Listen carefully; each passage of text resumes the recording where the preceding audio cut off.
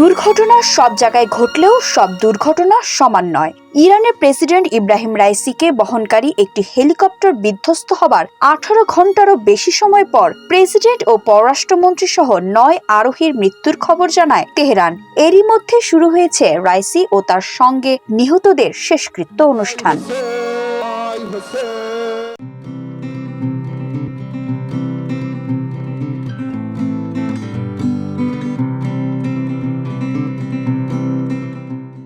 Iran এমন কোনো দেশ নয় যেখানে প্রেসিডেন্টের মতো শীর্ষ ব্যক্তিরা দুর্ঘটনাক্রমে মারা যান, তবে এটি এমন একটি দেশ যেখানে আন্তর্জাতিক নিষেধাজ্ঞার কারণে দুঃখজনক বিমান দুর্ঘটনা ঘটে। আগের বছরগুলোতে অন্তত 2 জন মন্ত্রী এবং 2 জন শীর্ষস্থানীয় সামরিক কর্মকর্তা একই ধরনের দুর্ঘটনায় মারা গেছেন। রাইসের হেলিকপ্টার, যা ইরানের পররাষ্ট্রমন্ত্রী এবং 2 শীর্ষস্থানীয় আঞ্চলিক কর্মকর্তাকেও বহন করেছিল, সেটি উত্তর পশ্চিম ইরানের একটি ভয়াবহ কুয়াশাচ্ছন্ন এবং পাহাড়ি এলাকার মধ্য দিয়ে যাচ্ছিল। এতে করে হেলিকপ্টারটি এক বিশ্বাসযোগ্য দুর্ঘটনার শিকার হতে পারে। আপাতত এটিই গ্রহণযোগ্য। তবুও দুর্ঘটনাটিকে ঘিরে অনিবার্যভাবে সন্দেহ থেকেই যাবে। 1961 সালে উত্তর রোডেশিয়ায়, 1971 সালে চীনে, 1988 সালে পাকিস্তান এবং পোল্যান্ডে, 2010 সালের উড়ান দুর্ঘটনায় সংশ্লিষ্ট দেশগুলোর শীর্ষ সব রাজনৈতিক কর্মকর্তাদের নিহত হবার পর ঘটনাগুলো এখনো জল্পনা কল্পনার বিষয়। তাই রাইসির দুর্ঘটনার ক্ষেত্রেও জল্পনা তৈরি হতেই থাকবে। তবে এই মুহূর্তে সবচেয়ে বড় প্রশ্নটি সবার মধ্যে তাড়া করছে, সেটি হলো রাইসের মৃত্যু থেকে রাজনৈতিকভাবে কারা লাভবান হবে। শেষ পর্যন্ত হেলিকপ্টার বিধ্বংসের কারণ জানা না গেলেও ইরানের পরবর্তী ঘটনাগুলোর দিকে সবার নজর থাকবে। সর্বোচ্চ নেতা, যাকে শিয়া ইসলামী ধর্মতত্ত্বে ভেলায়েতি ফকিহ নামেও পরিচিত, তিনি ইরানের চূড়ান্ত শাসক এবং রাষ্ট্র সংক্রান্ত সমস্ত বড় সিদ্ধান্ত নেওয়ার জন্য দায়ী।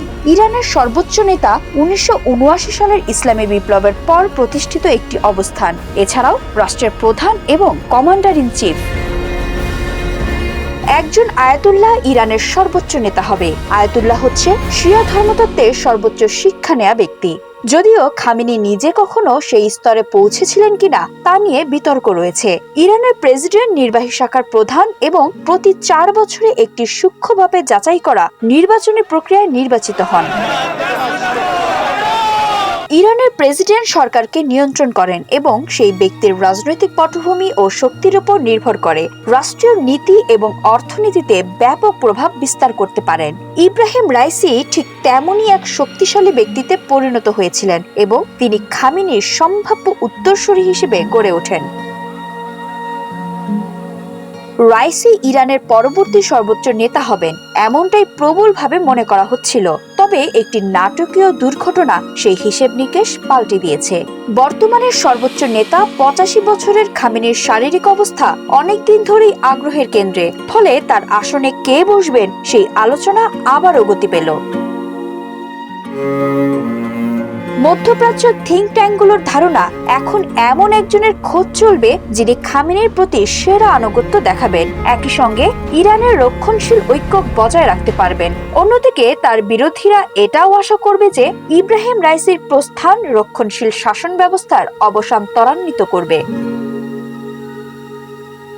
এই মুহূর্তে রাইসির সমমর্যাদার কোনো ব্যক্তির নাম পাওয়া যাচ্ছে না যাকে এককভাবে সর্বোচ্চ নেতার পদে ভাবা যাচ্ছে। তবে দেশটির রাজনৈতিক বিশ্লেষক ও ধর্মীয় অভিভাবকরা কিছু সময়ের জন্য হলেও খামেনির ছেলে মোস্তফা খামেনিকে শীর্ষ প্রতিদ্বন্দ্বী হিসেবে উল্লেখ করেছিলেন। তবে এমনটি হলে ইরানের শাসন ব্যবস্থার জন্য একটি বিপজ্জনক অধ্যায়ের সূচনা করতে পারে, কারণ ইরানে উত্তরাধিকার সূত্রে প্রাপ্ত রাজতন্ত্রের অবসান ঘটিয়েই কট্টরপন্থী ইসলামী শাসন ব্যবস্থা কায়েম হয়েছিল। এই বিষয়টিকে সামনে রেখে তৎপর হতে পারে ইরানের মধ্যপন্থীরা, তবে তাদের মধ্যেও আছে নানা মত। আবার মধ্যপন্থীদের ঠেকাতে গিয়ে যাতে অতি কঠোরপন্থীরা উত্থান না ঘটে সেই দিকেও সতর্ক নজর রয়েছে দেশটির প্রভাবশালী বিপ্লবী ইসলামিক গার্ড বাহিনীর। এক্ষেত্রে আবারও খামেনি পুত্র মোস্তফাই সামনে চলে আসছেন। তাই রাইসের মৃত্যুর পর মোস্তফাই সর্বোচ্চ নেতার উত্তরসূরি বলে এগিয়ে রাখছেন বিশ্লেষকরা। তিথি দাস, ৭১।